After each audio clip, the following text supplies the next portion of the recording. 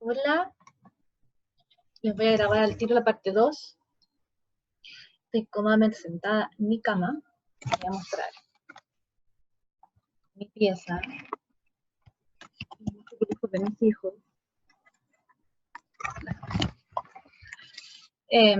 Y voy a partir ahora con la segunda parte de la clase de responsabilidad administrativa. ¿Ya? Vamos a ver ahora los procedimientos. Vamos a tener que recordar, ¿cierto?, que hay obligaciones y deberes que nosotros vimos al comienzo de esta unidad.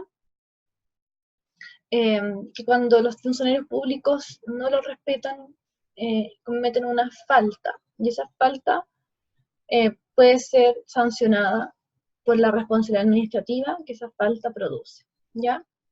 Entonces, se origina una falta administrativa, eso da lugar a poder generar una sanción administrativa, pero esto no es automático, sino se requiere un procedimiento administrativo que siempre está descrito en la ley, y vamos a ver entonces estos procedimientos, ¿ya? Bueno, ya dijimos que la falta se produce cuando se infringe esta obligación o del funcionario, pero no con tanta gravedad, o con mucha gravedad, dependiendo de eso, es lo que vamos a proceder. Si es muy grave, vamos a ver que hay un sumario. Si es un poquito menos grave que para sumario, una investigación sumaria. Y de no ser así, ¿cierto? Entonces el jefe del servicio va a imponer una medida disciplinaria, que es de las que ya vimos anteriormente. ¿Ya? ¿Qué es importante? Que la sanción administrativa va a derivar de una ley que establece, ¿cierto?, que esta sanción corresponde a esa falta. Y eso se llama ejercicio de la potestad disciplinaria, es decir, ejercicio del poder que la ley le otorga a alguien, a una autoridad, para ejecutar, ¿cierto?, este procedimiento y determinar una medida disciplinaria, ¿ya? Requiere que sea establecida por una norma a la base, no es arbitraria, se impone a través de un acto administrativo que la ley va a decir quién lo dicta, cuándo se dicta, cómo se dicta y cuáles son sus efectos, ¿ya? Entonces, todo está regulado por la ley. Nuestra ley es nuestro querido y adorado, ¿cierto?, Estatuto Administrativo. Aquí en el título quinto dice de la responsabilidad administrativa y parte del artículo 119, diciendo que el empleado que infringiere sus obligaciones o deberes funcionarios puede ser objeto de anotaciones de mérito en su hoja de vida o de medidas disciplinarias, ¿ya? Entonces, lo mínimo que va a tener es una anotación de mérito, ¿ya? Y de ahí la ley sigue señalando cuáles son las formas de proceder. El procedimiento para hacer efectiva la responsabilidad administrativa puede ser de dos formas, y yo se los adelanté en la parte anterior, ¿cierto? Uno es el sumario administrativo, que es para aquellas faltas más graves, ¿cierto?, cuando se ha infringido deberes o obligaciones más graves. Y cuando es menos grave, se hace a través de la investigación sumaria, ¿ya? ¿De qué depende si yo uso un sumario administrativo o la investigación sumaria? Depende primero que determina la ley, pero también depende de la calificación de lo grave que es este incumplimiento a los deberes y obligaciones que hace la autoridad encargada de ejecutar esta responsabilidad administrativa, ¿ya? Por lo tanto, ambos procedimientos se llaman procedimientos disciplinarios. Ambos, ¿cierto?, requieren pruebas, una acusación. Esa acusación viene la investigación, en que yo voy acumulando pruebas, ¿cierto? Y con esas pruebas yo voy a determinar que la persona, en su caso, es absuelta, es decir, no hay mérito para aplicar medida porque no se comprueba la acusación que se hizo, o es sancionada porque de las pruebas obtenidas yo sí me doy cuenta de que efectivamente tiene una responsabilidad administrativa que debe ser, ¿cierto?, sancionada con alguna de las formas que hablamos en la parte número 1. En la investigación sumaria y en el sumario, la persona que lleva a cabo la investigación tiene que ir haciendo esta parte nosotros no la vamos a ver en detalle, pero es bonito porque hace un expediente, es decir, yo voy a, por ejemplo, ir a donde Isabel, y a Isabel le voy a decir, usted fue testigo de esto, cuénteme no sé qué, Isabel me cuenta su relato, y eso va a tener un número de página, y la página siguiente va a ser el relato de no sé quién, y la página siguiente va a ser la prueba no sé cuánto, y la página siguiente, y entonces el expediente parte con la acusación, la notificación de la acusación, y termina luego, ¿cierto?, por todas estas pruebas, y con el resultado de la investigación.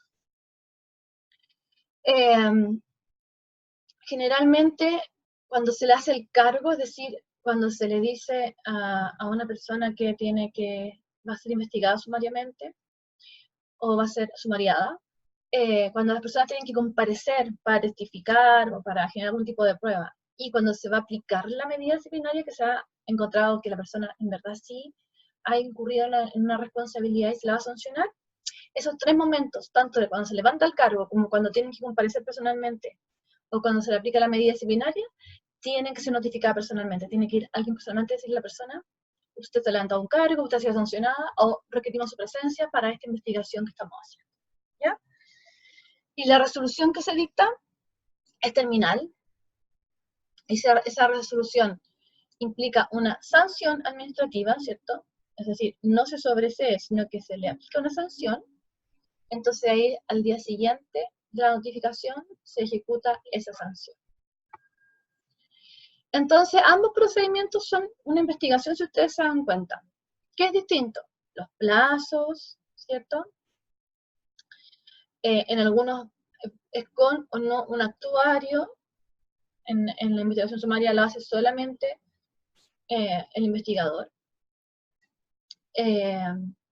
Y la diferencia también es que la investigación sumaria, a diferencia del sumario, que es más grave, es más reservada y en general, ¿cierto?, es para hechos de menor gravedad.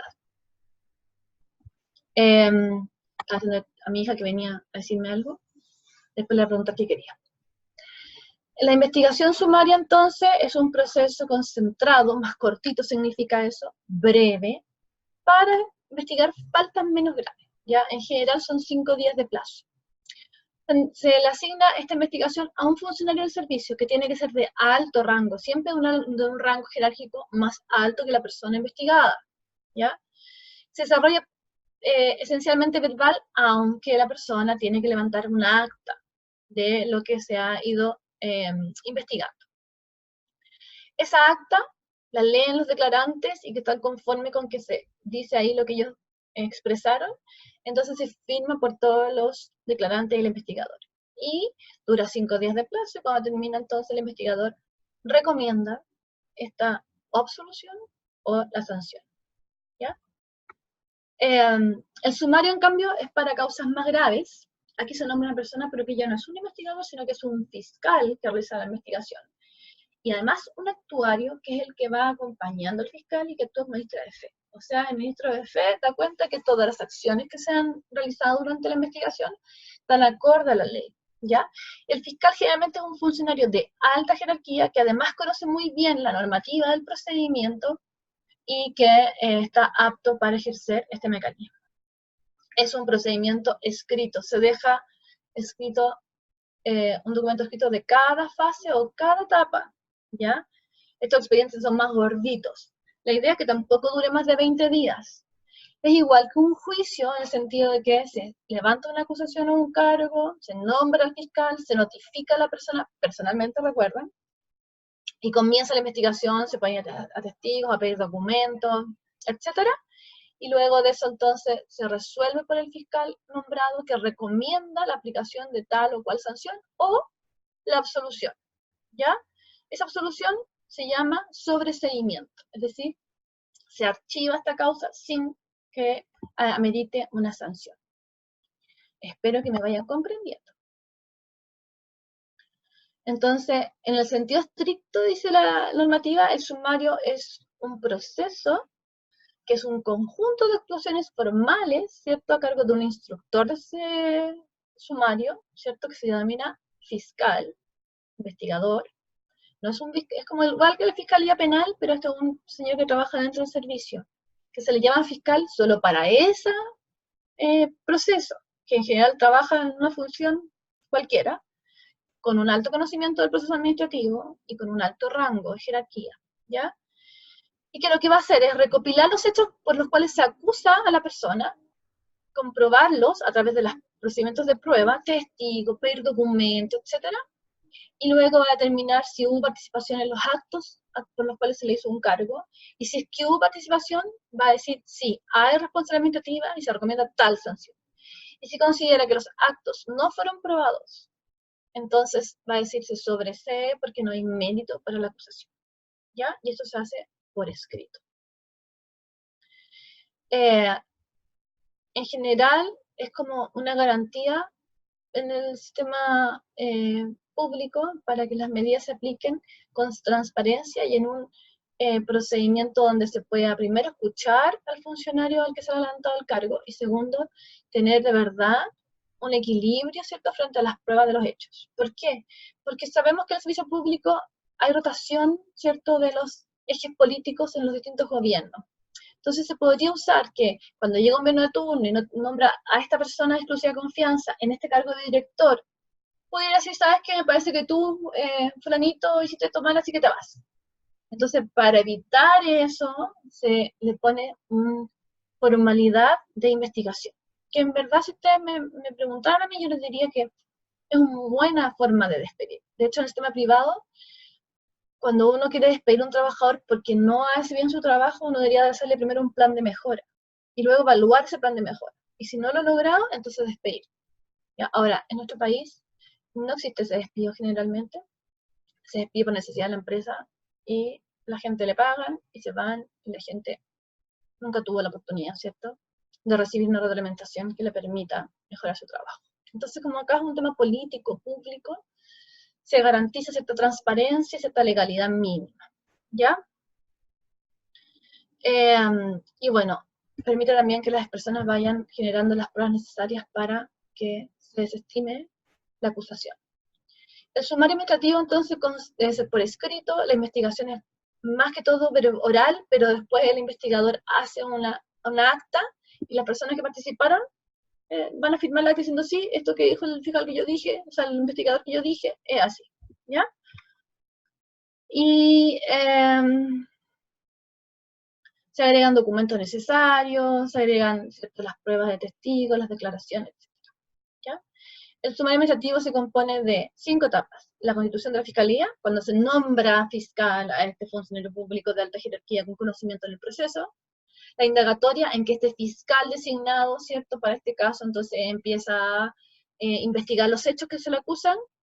La acusatoria y de defensa, donde se le da la posibilidad, porque cuando se acusa, se le da posibilidad al funcionario de defenderse y decir, mira, estos hechos que dicen que fueron así, no es así, resuelve la persona de director de servicio o a quien corresponde según la ley, y si corresponde, se sobresee, se le dice no hay mérito suficiente para la acusación, y si no, tiene una etapa impugnatoria donde se establece la sanción.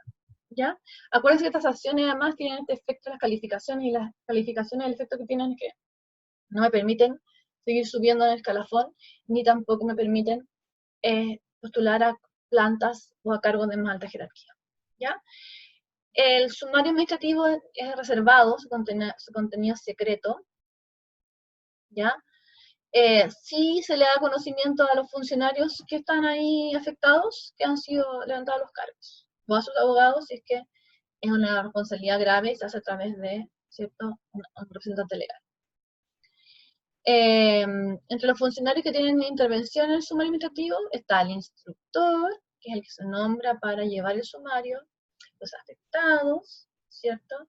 El resolutor, que es la autoridad máxima, que es el que toma la decisión si le hace caso a la recomendación de este investigador. Y recuerden que los funcionarios públicos son, en el fondo, se consideran como subordinados al instructor, es decir, tienen que cumplir con las normas que ellos les establecen y someterse a la prueba, al testimonio, etc. ¿Ya? Si una persona particular no quiere ser parte del sumario, no quiere hacer testimonio y no es funcionario público, no se le puede obligar, ¿ya? Ellos pueden participar si voluntariamente quieren hacerlo, ¿ya? Y bueno, este procedimiento también participa la Contraloría, es el procedimiento especial de instrucción de sumario administrativo por el Contralor General.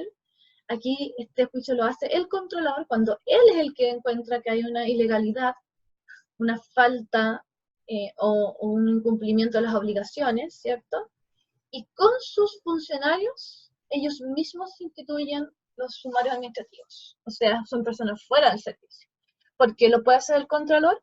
Porque él es el llamado a velar por el cumplimiento, ¿cierto?, de la legalidad de toda la administración pública. ¿Ya? Y bueno, es muy parecido al que nosotros vimos, pero no está en el estatuto administrativo. Lo lleva a cabo la Contraloría y su aplicación tiene que ver con aquellas instituciones donde la ley lo ha nombrado un garante de la legalidad. Entonces corresponde solo a las entidades sujetas a su control, al control de la Contraloría. ¿Ya? Los sumarios que instruye la Contraloría se ajustan a normas que no están, o sea, que también está el estatuto administrativo, y la Contraloría puede ejercer potestad disciplinaria, al igual que otra entidad pública sujeto al mismo acuerdo. ¿Ya? El instructor también se llama fiscal, debe ser un funcionario, pero aquí no del servicio donde está ejerciendo el funcionario que es acusado, sino que de la Contraloría. Y no requiere tener una exigencia de grado superior igual, porque como es un organismo externo, pero está constituido especialmente para la investigación, no importa, no hay una jerarquía, igual se entiende que él está investigando, tiene el rol de fiscal. ¿Ya? El procedimiento no contempla en términos obligatorios la existencia de un actuario, como sí pasaba en el sumario administrativo que vimos recién, pero si el fiscal lo quiere, lo puede designar. Y puede proponer la aplicación de las medidas disciplinarias o sobreseimiento, pero finalmente